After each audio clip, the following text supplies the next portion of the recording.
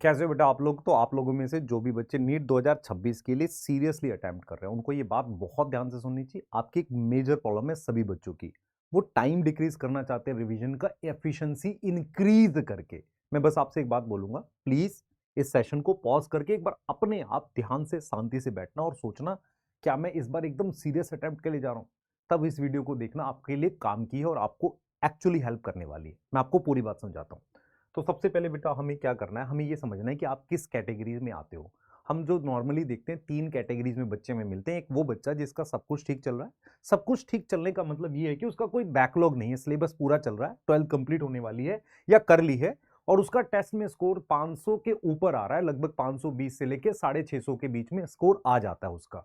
ये वो कैटेगरी के बच्चे हैं। कैटेगरी 2 में वो बच्चे हैं जिनके अभी 12th के सिलेबस का कुछ बैकलॉग है और 2-3 चैप्टर का बैकलॉग है, लेकिन स्कोर कब 500 टच कर जाता है। कैटेगरी 3 में वो बच्चे हैं जिनका अभी काफी सारा बैकलॉग है, या आप क्लास 12th में आपका 11th के सिलेबस का बैकलॉग है, उसके अलावा आपका स्कोर रेयरली 500 आया, लेकिन कभी कभी 450 400 आता है। ठीक जब आप तैयारी करके जाते हो, आसान चैप्टर्स आपको होते हैं, पर नॉर्मल एवरेज स्कोर आपका 300 के आसपास बना हुआ है। और अभी आपको ये फील हो रहा है कि मैं फंस सकता हूं, फील इनको भी हो रहा होगा मैं फंस सकता हूं, और इनको होता है पैनिक कि मैं कहीं इस साल भी खराब ना कर दूं। जो मुझे फील होता है, जो मैं बात करता हूं बच्चों से, वो समझ में आता है। अब इन तीनों की सेम प्रॉब्लम है, अगर आप इसमें से किसी भी कैटेगरी, आपकी प्रॉब्लम सेम है क्या, कि सर हमें ये बताओ कि कैसे रिवाइज करने बैठे और कैसे कम टाइम में रिवाइज करें। मेरी बात समझ में आ रही है? अब मैं आपको पूरी बात समझाऊंगा, ध्यान से समझना। तो मैंने क्या किया बेटा, जितने भी चैप्टर्स थे उनको मार्क्स के हिसाब से तीन कैटेगरी में रख दिया। कैटेगरी 1 में वो चैप्टर्स हैं, ए में वो चैप्टर्स हैं जिन चैप्टर्स की वेटेज ज्यादा है। देखो समझो, पहले समझो, हर चैप्टर की अप्रोच अलग होगी ना। ऐसा नहीं हो सकता कि जिस अप्रोच से आप लिविंग वर्ल्ड रिवाइज कर रहे हो उसी अप्रोच से आप मॉलिक्यूलर जेनेटिक्स रिवाइज करो, ऐसा सेम अप्रोच से नहीं जाएंगे। तो मैंने क्या किया, वो चैप्टर जैसे cell cycle, genetics, biotech, human reproduction, biomolecule, इनकी वेटेज काफी है, तो इनको मैंने कैटेगरी 1 में रख दिया। कैटेगरी 2 में वो चैप्टर हैं जो लेंदी है पर उतनी वेटेज नहीं है।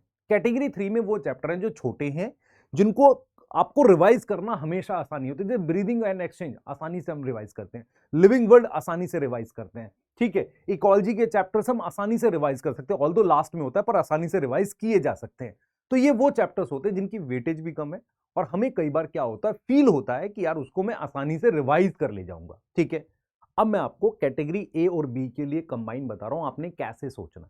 मेरी बात समझना, किस या ए के लिए हमने कैसे सोचना है। अब मैं आपसे कहता हूं कि चलो रिवाइज करो, ठीक है। तो आप क्या कहोगे, सर नोट्स रिवाइज करने की एनसीईआरटी? मैं आपसे सिर्फ सबसे पहला सवाल आपसे मैं ये पूछूंगा, मान लो मैंने कहा आपको रिवाइज करो, तो मैं सबसे पहला सवाल आपसे पूछूंगा कि ये चैप्टर आपको कितना आता है। जैसे फॉर एग्जांपल मैंने कहा आपको कि सेल साइकिल की बात कर लेते हैं, मॉलिक्यूलर जेनेटिक्स की, मैं कहूंगा ये चैप्टर आपको कितना आता है। आप कहोगे सर ठीक ठीक आता है, मतलब मुझे मॉलिक्यूलर जो है ना थोड़ा थोड़ा याद है।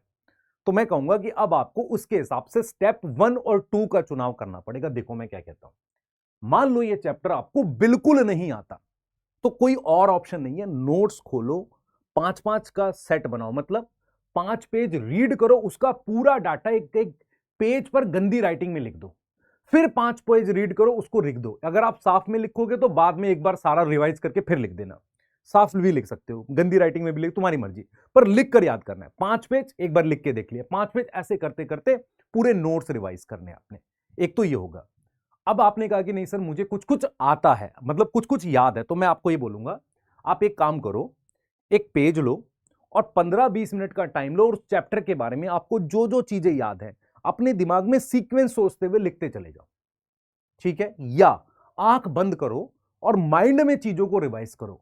अगर आप 60 से 70% चीजें, 70% के आसपास आपको याद है, आप सही दिमाग में सोच पा रहे हो, तो आपने क्या करना है, बचा हुआ जो 30% है उसको नोट से देखना है, लिख के याद करना है जो आप भूल गए। जैसे आप टाइप ऑफ आरएनए भूल गए, आप जेनेटिक कोड में कुछ कोड भूल गए, आप ट्रांसलेशन में कोई स्टेप भूल गए, आप कुछ एंजाइम का नाम भूल गए, तो उन चीजों को लिख लेना है। बाकी आपके दिमाग में आ रहा है ट्रांसक्रिप्शन यूनिट किसे कहते हैं, मेरी बात समझ में आ रही है?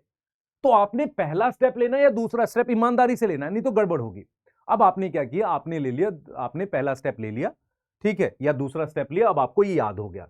इसके साथ अब तीसरा स्टेप क्या कर, देखो आपने पहला किया उसके बाद तीसरा करोगे, या दूसरा किया तो तीसरा करोगे। दूसरे स्टेप में आपने क्या किया, पूरा नोट्स नहीं पढ़ा, आपने अपने दिमाग में रिवाइज किया और लिख लिया उसको, उसके बाद बचे हुए नोट्स के टाइप को याद कर लिया, इससे आपको पूरा याद हो गया। अब आपने तीसरा स्टेप क्या किया, एनसीईआरटी खोली, मुश्किल लाइनें जो आपको पता है, जैसे genetic engineering, sorry DNA fingerprinting, मुश्किल लाइनें हैं वहां पर। उसके अलावा जीन एक्सप्रेशन में मुश्किल लाइनें लिखी है, उन मुश्किल लाइनों को एक बार देखना है, ठीक है। उन डिफिकल्ट लाइनों को एनसीईआरटी से देखना है, एक बार सारे डायग्राम्स जो हैं उनको देखना है। देखने का मतलब उसको 2-3 बार याद करने की कोशिश करनी है, वो करना है। उसके साथ हर चैप्टर की आपने जब ये पहली बार रिवाइज किया था, जो छोटे छोटे पार्ट्स में लिखा था, वो एक डाटा शीट बन जाएगी यहां पहली बार में। उस डाटा शीट को आपने 1 से 2 बार फिर याद करना है। ये डाटा शीट कब बनी थी, यहां पर आप पूरी बात समझो पहले। उसके बाद आपने एनसीईआरटी के स्टेटमेंट बेस्ड क्वेश्चन करने हैं। जैसे मैं आपको समझाता हूं अब कैसे जा रहे हैं। आपने ये वाला स्टेप कर लिया था, अब आप 10 दिन बाद फिर से रिवाइज करने बैठे, तो आपको पहले स्टेप की जरूरत नहीं, क्योंकि आपको कॉन्फिडेंस है मुझे 70% याद है। तो आपने फिर वो 30% याद किया फिर से जो भूल रहे हो, ठीक है। एनसीईआरटी देखी, डाटा शीट याद करी। मेरी बात समझ पा रहे हो? इसका मतलब आपने इनडायरेक्टली नोट्स रिवाइज करे हैं बार बार, क्योंकि आपने उसको रफ में लिखने की कोशिश करी है। पहली बार जो बच्चा एकदम ये होता है कि नहीं सर मैं बिल्कुल भूल गया हूं, मुझे सिर्फ 30% याद करना, फिर यही जाना पड़ेगा। सर मुझे एनसीईआरटी कितनी बार पढ़नी? बेटा एनसीईआरटी लाइन बाय लाइन पढ़ने से बहुत फायदा नहीं होगा, आपको समझ आनी चाहिए। जब आप उस लाइन को देखो, मुझे ये समझ आ चुकी है सही है गलत है, और उसका डाटा याद रखना है, डाटा याद रखना है। और लास्ट में जाकर स्टेटमेंट बेस्ड क्वेश्चन करने, ये आप कैटेगरी ए और बी दोनों के लिए कर सकते हो। सी कैटेगरी लिविंग वर्ल्ड में नॉर्मली आप क्या कर सकते हो, या तो नोट्स रिवाइज कर लो या एनसीईआरटी रिवाइज कर लो। छोटे चैप्टर्स में किसी एक से भी काम चल जाता है।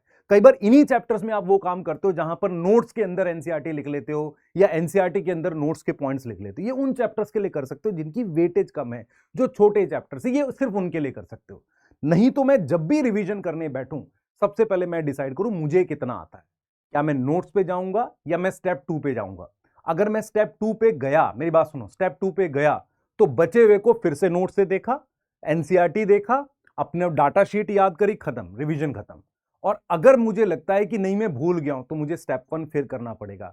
जब आप क्या करोगे, बार बार ये चीज करोगे, तो ये जो टाइम है ना, स्टेप 1 में एक बार टाइम लगेगा, या हो सकता है 2 बार लगे, या हो सकता है 3 बार लगे। उसके बाद से आपका स्टेप 1 खत्म ही हो जाएगा, स्टेप 2 हमेशा रहा करेगा। लेकिन जब स्टेप 2 हमेशा रहेगा ना, वो जो 15-20 मिनट आपको दिमाग में रिवाइज या गंदी राइटिंग में लिखने में लगते हैं ना स्टेप 2 में, वो टाइम घटता चला जाएगा, वो टाइम घटेगा धीरे धीरे।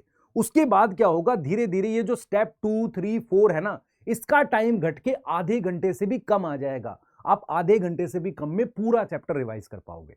पर अगर आप प्रॉपर करोगे नहीं, तब तक बहुत सारे बच्चे क्या करते हैं, सीधे उठते हैं, स्टेप 2 पे कूद जाते हैं, बिना देखे कि मुझे कुछ भी याद नहीं है, और वो एक्सपेक्ट करते हैं कि नहीं मैं सारा कर लूंगा। नहीं होगा बेटा आपको, ये चीज क्लियर है?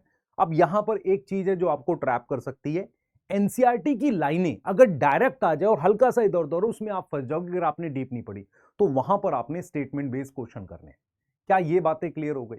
अब यही चीज बेटा मैं आपको एकदम क्लियर बोलता हूं कि जैसे हम लोग बार बार इस बात को बोल चुके हैं कि अब क्या हो गया, यूट्यूब पे इतना ज्यादा कंटेंट है, लेक्चर देखने से सिलेक्शंस नहीं हो रहे, बच्चे हर साल ड्रॉप कर रहे हैं। इसलिए हमने क्या किया था बेटा, टारगेट बायो 360 बैच में, थोड़ा सा उसके बारे में जरूर बताऊंगा आपको, उसमें हम लोग यही प्रोसेस फॉलो कर रहे थे। हम उनको लेक्चर दे रहे हैं, कंबाइन करके नोट्स दे रहे हैं, जैसे सारे नोट्स कंबाइन कर दिए, दे दिए, फिर उनको शॉर्ट नोट्स दे दिए। शॉर्ट नोट्स मतलब जो चैप्टर के अवेलेबल है वो शॉर्ट नोट्स दे दिए, हर चैप्टर के स्टेटमेंट वाइज असाइनमेंट दे दिए। जो 5वां स्टेप है ना रिवीजन का, कि मैंने भाई वो स्टेटमेंट देखी है कि नहीं एनसीईआरटी की, वो मैं असाइनमेंट से कवर करवा रहा हूं यहाँ पे उन बच्चों को। और इस संडे को हम लोग क्यूमुलेटिव टेस्ट के लिए जा रहे हैं। जो भी बच्चा क्यूमुलेटिव टेस्ट दे रहा हो, जो टारगेट बायो 360 बैच का, कमेंट में बताना क्या हम ये सारे स्टेप्स नहीं कर रहे हैं जिनमें हमें ये फायदा हो रहा है कि एग्जैक्टली हम स्टेटमेंट करने के बाद कॉन्फिडेंट फील कर रहे हैं। और बच्चे, आपको मैं बार बार इस चीज को बोल रहा हूं, बार बार लेक्चर देखने से सिलेक्शन नहीं होगा, आपको नोट्स को कम समय में रिवाइज करना है। और इस तरह के असाइनमेंट जिसमें हर चैप्टर का एक असाइनमेंट है, मतलब 60-70 क्वेश्चन है statement based, match the following, और हर चैप्टर का चैप्टर वाइज टेस्ट आप नहीं दोगे, आपकी प्रैक्टिस नहीं बनेगी, क्योंकि नोट्स रिवाइज करके अब आप उसको आधे घंटे में लाना है आपने। आपके लिए ये बहुत इंपॉर्टेंट है इस बात को समझना कि जो मैंने 5 स्टेप लिखे हैं, पहला स्टेप धीरे धीरे खत्म हो जाएगा, सेकंड, थर्ड और फोर्थ स्टेप धीरे धीरे टाइम डिक्रीज करेगा, और फिफ्थ स्टेप आपको इस बैच से फायदा होगा। मैंने 3 चैप्टर के दिए भी थे आपको असाइनमेंट या टेस्ट दिए थे, आपने देखा था कितना बढ़िया लेवल के वो टेस्ट बने हुए। क्लियर है? तो कमेंट में मुझे बस एक चीज और आपसे पूछनी है। अब मैं चाह रहा हूं कि आपको कुछ चैप्टर्स के क्वेश्चन प्रैक्टिस कराऊं। सबसे पहले मुझे कौन से चैप्टर का कराना चाहिए ये कमेंट में मुझे जरूर बताना। मेरे पास ऑप्शन में आपको बता देता हूं। ऑप्शन में एक मॉलिक्यूलर है, बी मेंडेलियन है, ठीक है, और सी में मेरे पास फोटोसिंथेसिस है। मैं इन तीनों में से किसी एक चैप्टर के स्टेटमेंट बेस्ड जो एनसीईआरटी में आते हैं वैसे क्वेश्चंस कराऊंगा। तो कमेंट में जरूर बताना और मिलते हैं बेटा उस सेशन में। जैसे ही आप बताएंगे मैं कमेंट देखूंगा, उसके हिसाब से आपको वो सेशन लगा दूंगा। मिलते हैं बेटा।